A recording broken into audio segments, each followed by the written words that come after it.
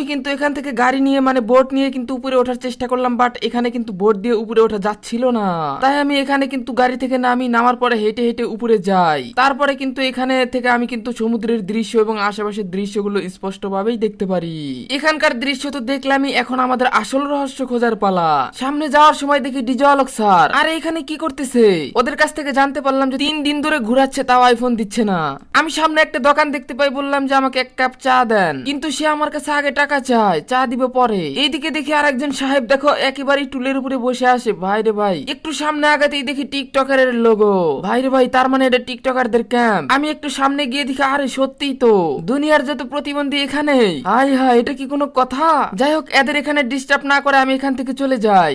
একটু উপরে আসতেই দেখি ও ভাই এখানে দেখি রেস্ট নিচ্ছে। ভাই দুপুর টাইমে এখানে এসে তো ভুল করে ফেলেছি। অনেকেই রেস্ট নিচ্ছে, অনেকেই এক এক জায়গায় চলে গেছে ফাঁকা মাঠ। আমি দেখি এখানে একটু রেস্ট নিতে পারি কিনা। আরে না, আমার এখানে রেস্ট নেওয়া যাবে না। এখান থেকে চলে আসার পরে কেলির সাথে দেখা। আর এটাতে দেখি কেলি, লোকজন নাই এখানে দুপুর টাইম, এই কারণে এরা কিন্তু রেস্ট নিচ্ছে। আর বাকিরা কোথায় গেল ভাই, ওরা তো বাস নিয়ে এসেছে এখানে। এখানে দেখি আর একজনও বসে আছে।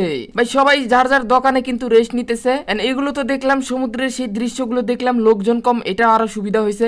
ওরা আসলে কোথায় সেটা জানার জন্য একটু আগে আসি। তারপরে দেখি একটা টাকলা আমাকে ডাকতেছে। এখানে কি যেন কার্টুনে এরা কিন্তু আমাকে ডাকতেছে। আমি পরে বুঝতে পারলাম যে এরা আসলে দোকানদার, কিছু একটা বিক্রি করতেছে এখানে, যার কারণে আমাকে ডাকতেছিল। পুরো ম্যাপ তো ঘোরাঘুরি শেষ। হঠাৎ করে তাকিয়ে দেখি ও ভাই দারুণ দারুণ গাড়ি, এত সুন্দর সুন্দর লাল টুকটুকে ল্যাম্বরগিনি। ভাই দেখি তো পুরাই অবাক। এত সুন্দর সুন্দর প্রাইভেট কার দেখি তো আমি একেবারেই মানে কি আর বলবো, এগুলো নিতে মন চাইলো। কিন্তু আমি বুঝতে পারলাম যে এখানের হেলিকপ্টার সহ সবকিছু অন্য মানুষের। আরে এই জায়গা আবার এটা কিসের ঘর, এটা আমি মনে হয় নতুন দেখলাম। আমি আস্তে আস্তে করে চুপি চুপি এই ঘরের কাছে যাই। গিয়ে দেখি ও ভাই এই কাহিনী। ভাই রে ভাই, তার মানে এখানে এরা এসে রেস্ট নিতেছে।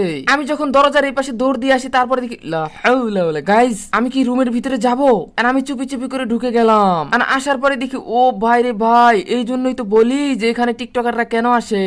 ভাই রে ভাই, এখানে তো আমি এগুলো দেখি একেবারেই অবাক। এবার আমাদের পরবর্তীতে যাওয়া দরকার। ও ভাই এখানে দেখি হাই হাই, দেখো দেখো আইফোন দিচ্ছে, সর্বনাশ গাইস। এরপরে কিন্তু আমরা এখানে ওদের সামনে গিয়ে দেখি ভাই একেবারে তাকিয়ে আছে। দেখো পিছনে তাকিয়ে, ও ভাই আইফোনের দিকে তাকিয়ে আছে। কতগুলো ফোন, পুরান মডেলের ফোন, এবং ওই যে পিছনের বক্স কার্টুন গুলো দেখতে পাইতেছো ভাই। এবার বুঝতে পারলাম কার্টুন গুলোর ভিতরে কিন্তু প্রো ম্যাক্স আছে, 17 প্রো ম্যাক্স। আর নিচের